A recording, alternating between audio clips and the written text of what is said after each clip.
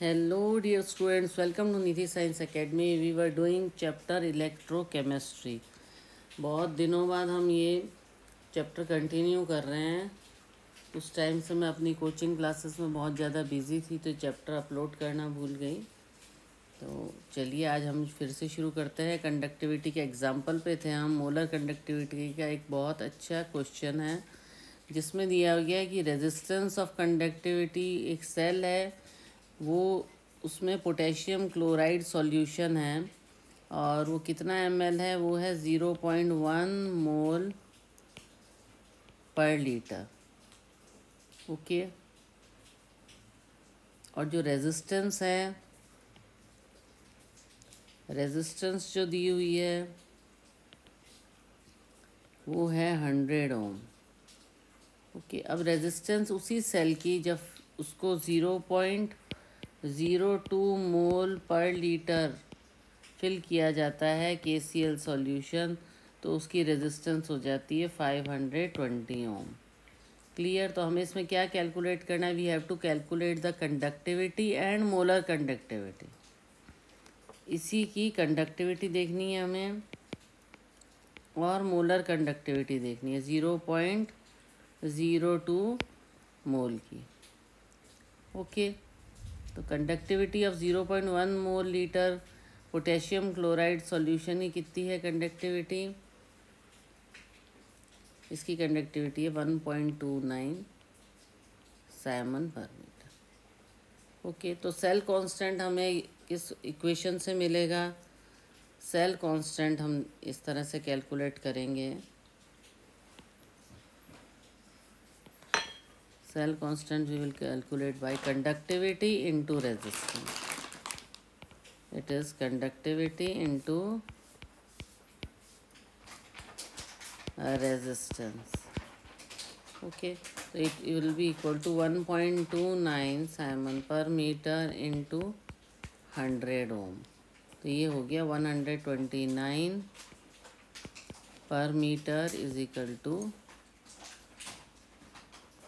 1.29 centimetre में करेंगे तो जो पॉइंट है वो 2 पॉइंट खिसक जाएगा। ओके, अपॉन 100 हो जाएगा।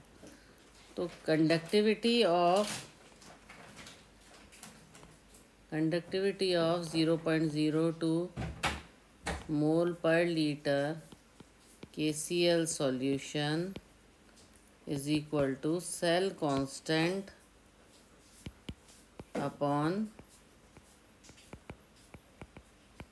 resistance. ओके, उसको कैसे करेंगे? Constant upon resistance is equal to 129 per metre upon 520 Om. Clear? तो ये हो गया 0.248 साइमन पर मीटर।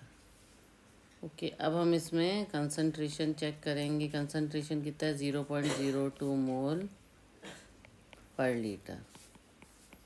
1000 से जब मल्टीप्लाई करेंगे 0.02 मोल क्यूबिक मीटर को, तो ये आ जाएगा 20 मोल पर क्यूबिक मीटर। ओके, फिर हम मोलर कंडक्टिविटी चेक करेंगे। Molar conductivity is equal to okay K अपॉन C. It will be 248 into 10 raised to the power minus 3 Simon per meter upon 20 mole per cubic meter. It will be equal to 124, ये cut जाएगा 2।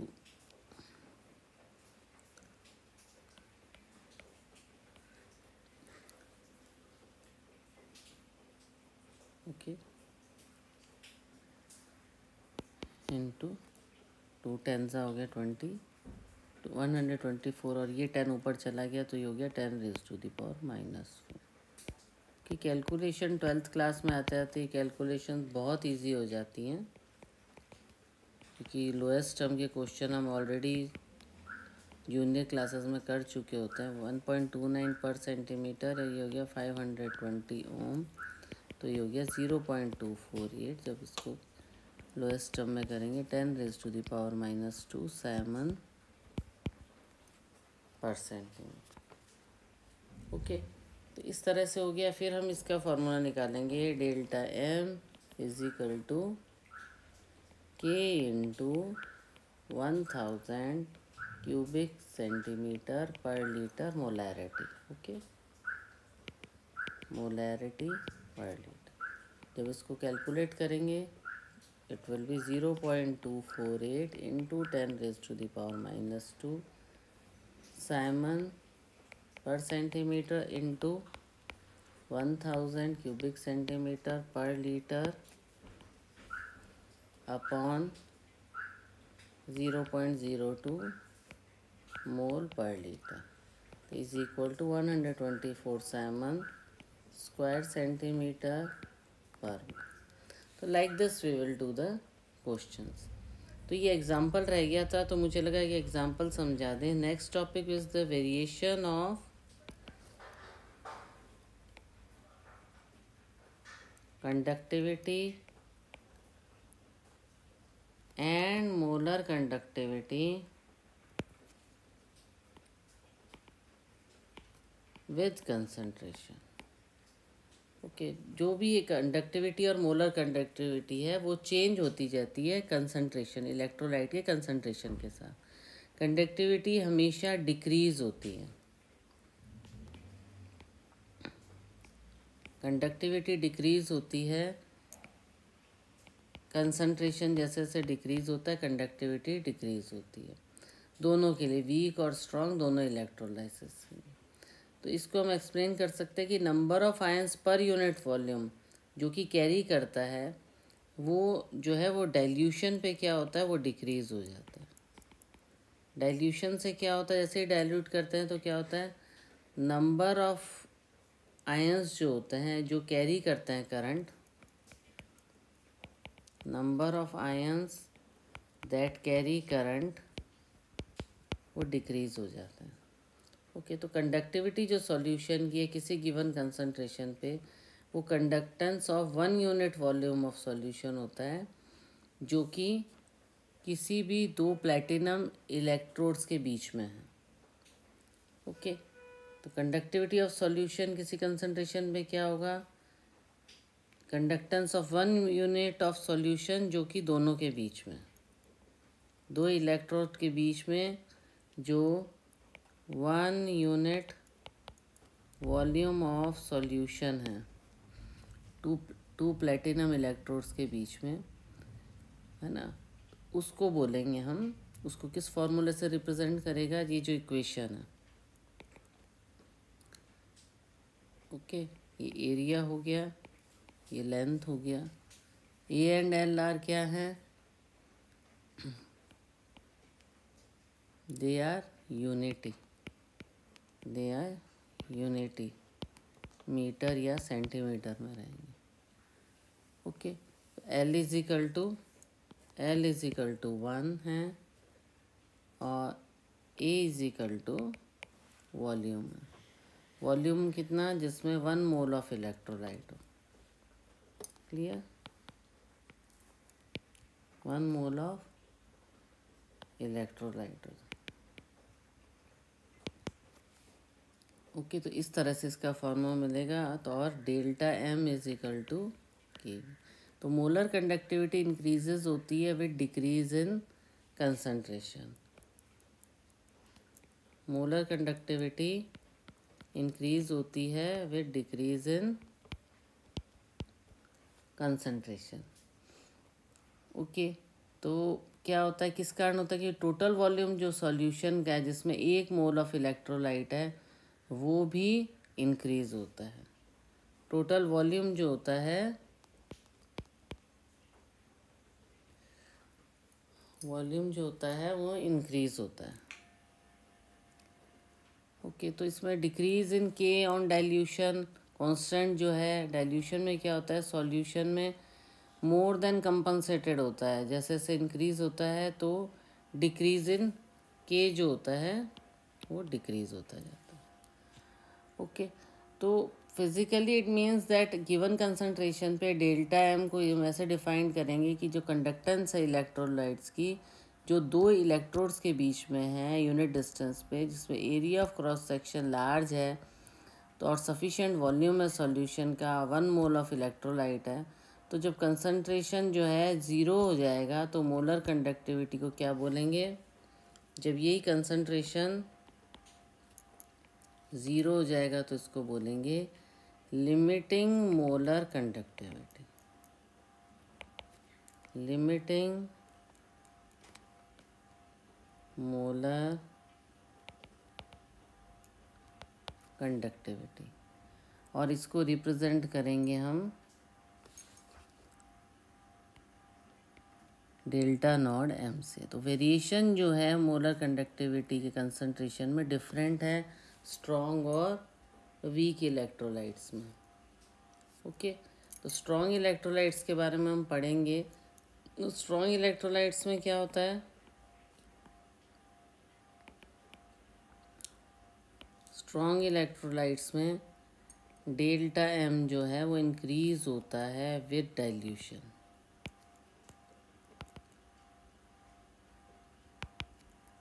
और ये represent किया जाता है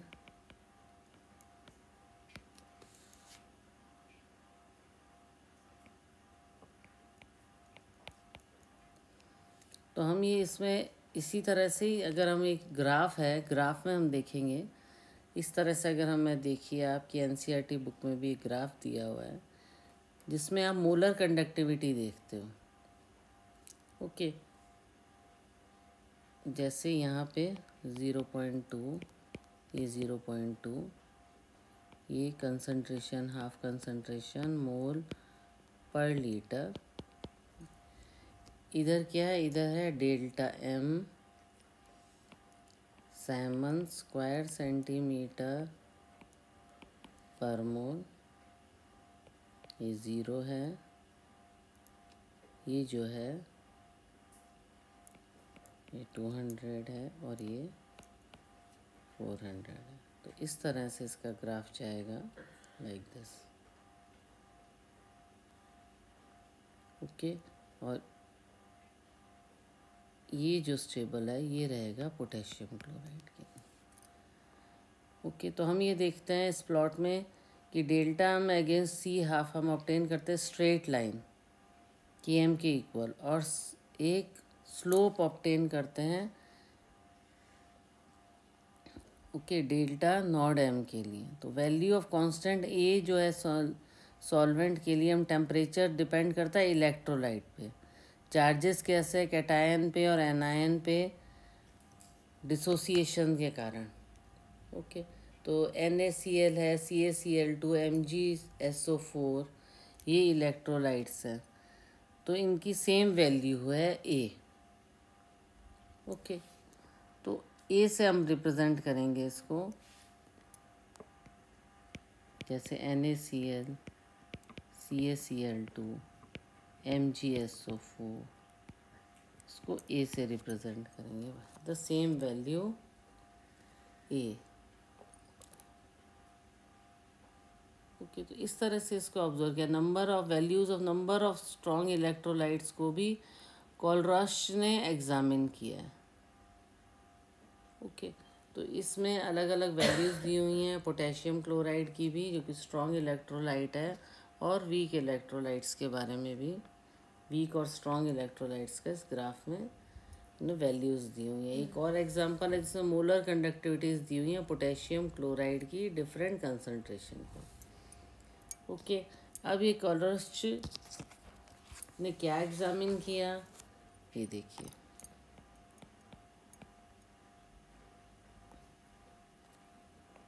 ने examine किया delta naught M number of strong electrolytes को ऑब्जर्व किया। उसने नोट किया कि जो डेल्टा नॉट एम है इलेक्ट्रोलाइट्स का, डेल्टा नॉट एम है इलेक्ट्रोलाइट्स का, NaX एंड KX, तो X क्या है? X कांस्टेंट है, कौन से टेम्परेचर पे? 298 केल्विन पे। तो इसका उसने इस तरह से फॉर्मूला लिखा, delta naught M KCl minus delta naught M NaCl is equal to delta naught M potassium bromide minus delta naught M sodium bromide, okay, is equal to delta naught M potassium iodide minus delta naught M sodium iodide, okay. ये हो गया 23.4 Simon square centimetre per मोल। तो इस तरह की research उसने find out की। इसी तरह से सिमिलरली उसने और रिसर्च में भी फाइंड आउट किया कि delta naught M sodium bromide जो है minus delta naught M sodium chloride is equal to delta naught M potassium bromide minus delta naught M potassium chloride 1.8 siemens square centimetre per mole. इस basis पे हम observe करते हैं कि कोलरस जो law है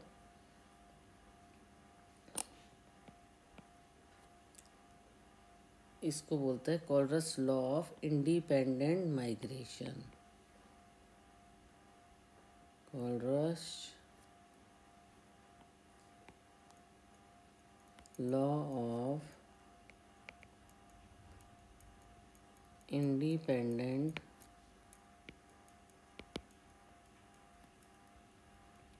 migration of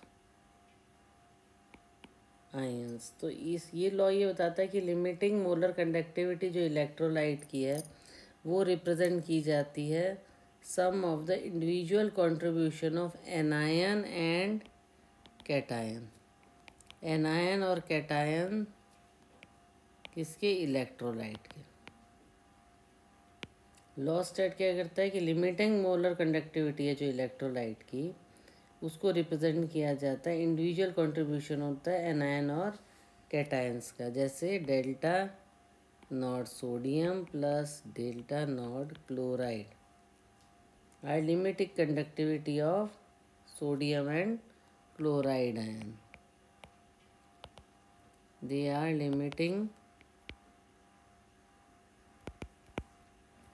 conductivity of sodium and chloride ions,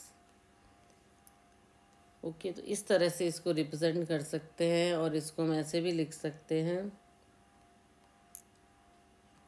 delta naught M NaCl is equal to lambda naught Na plus lambda naught chloride. अगर हम इलेक्ट्रोलाइट का डिसोसिएशन करेंगे तो हमें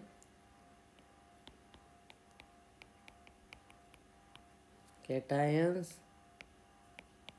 और एनायंस दोनों मिलेंगे और लिमिटिंग मोलर कंडक्टिविटी होगी, ओके। तो उसको हम ऐसे रिप्रेजेंट कर सकते हैं। डिसोसिएशन अगर हम करते हैं तो V plus cation and V minus anions dissociation में,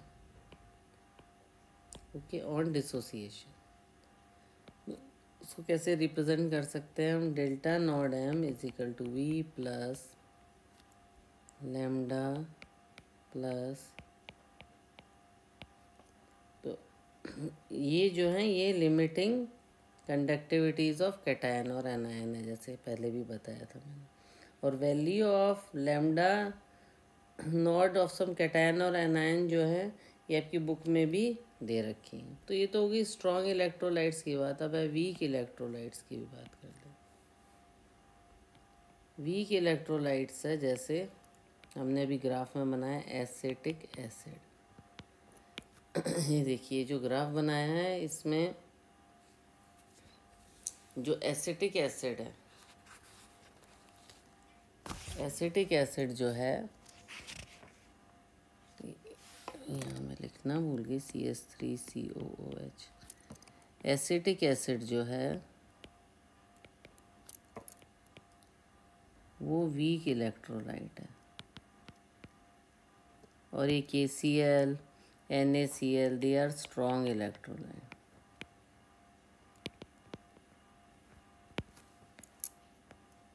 क्लियर। तो हम वीक इलेक्ट्रोलाइट के बारे में बात करेंगे। तो जो वीक इलेक्ट्रोलाइट है, अभी स्ट्रॉन्ग इलेक्ट्रोलाइट्स का हमने पढ़ा, अब हम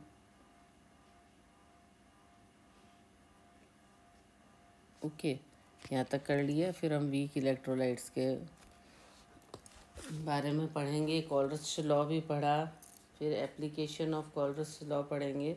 तो वीक इलेक्ट्रोलाइट में क्या होता है, वीक इलेक्ट्रो एसिटिक एसिड जैसे है, इनमें लोअर डिग्री ऑफ डिसोसिएशन होता है। There will be a lower degree of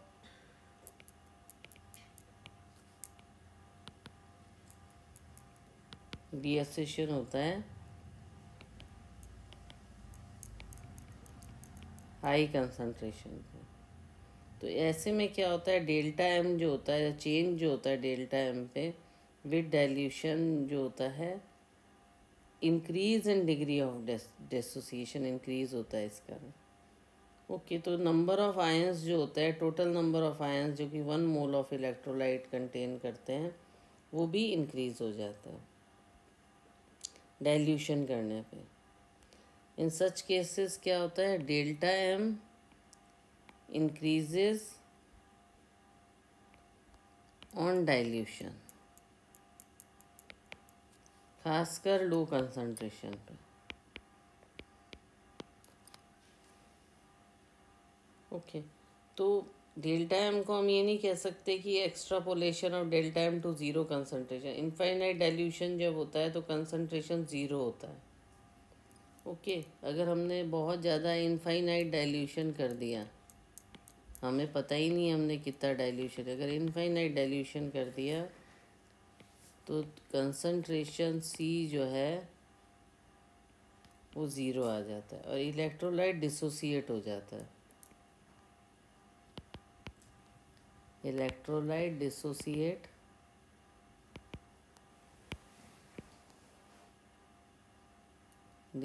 हो जाता है completely. Delta is equal to 1।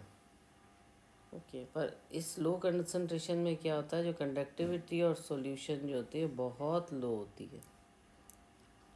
ऐसे कंसंट्रेशन पे कंडक्टिविटी जो सॉल्यूशन की होती है, कंडक्टिविटी बहुत लो हो जाती है।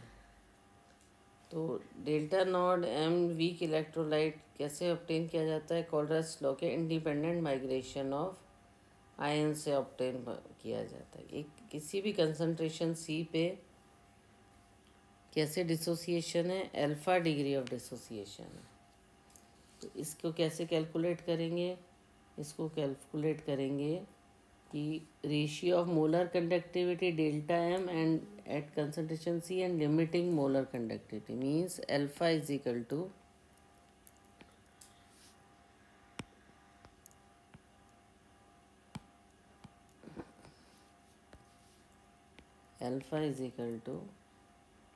Delta M upon delta naught M. तो हमने वीक इलेक्ट्रोलाइट वगैरह का भी फॉर्मूला हमने पहले पढ़ा हुआ है, जो कि K A is equal to C alpha square, ये हमने क्लास 11th में पढ़ा हुआ है, अपॉन 1 माइनस अल्फा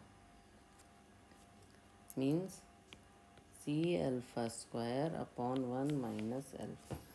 अब इसी में वैल्यू पुट करेंगे तो C delta M square upon delta naught M square 1 minus delta M upon delta naught M is equal to C delta square M upon delta naught M upon delta naught M minus delta M. Okay इस तरह से इसका weak electrolytes होगा। अच्छा अब application कहाँ पे होती है, कॉलरिच लॉ के हिसाब से इंडिपेंडेंट माइग्रेशन ऑफ आयंस को के लिए पॉसिबल है कैलकुलेट करना डेल्टा नॉट एम। हम किसी का भी इसकी हेल्प से डेल्टा नॉट एम कैलकुलेट कर सकते हैं। ओके कॉलरिच लॉ की हेल्प से। और for any from lambda individual ion के लैम्डा नॉट से। वीक इलेक्ट्रोलाइट एसिटिक एसिड में पॉसिबल है। Determine the value of dissociation constant हमें पता लग सकता है एक बार हमें डेल्टा नॉट एम और डेल्टा एम पता है तो ओके। तो इस तरह से हम सीधा कैलकुलेट कर सकते हैं। जैसे एक एग्जांपल मैं आपको बताती हूँ। जैसे डेल्टा नॉट एम आपको कैलकुलेट करना है, CaCl2 एंड MgSO4 ओके। और इसका जो डाटा टेबल में दिया हुआ है, तो कॉलरस लॉ के अकॉर्डिंग क्या होगा,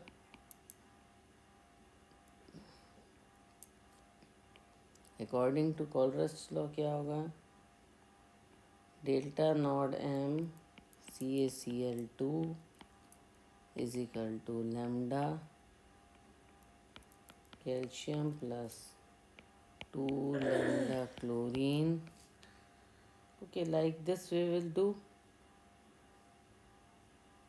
तो क्या हो जाएगा 119.0 साइमन स्क्वायर सेंटीमीटर। हम टेबल से देख लेंगे संख्या, और कई बार एग्ज़ाम में दी होती है, इसमें टेबल से कहा है जो कि बुक के अंदर दिया हुआ है, Simon square centimetre per mole okay. फिर हम इसको कैलकुलेट करेंगे मल्टीप्लाई करने के बाद, तो ये आ जाएगा 119.0 plus 152.6 Simon square centimetre per mole is equal to 271.6 siemens square centimetre per mole. अब ये इसी में ही लैम्डा नॉट एम में MgSO4 को कैलकुलेट करेंगे।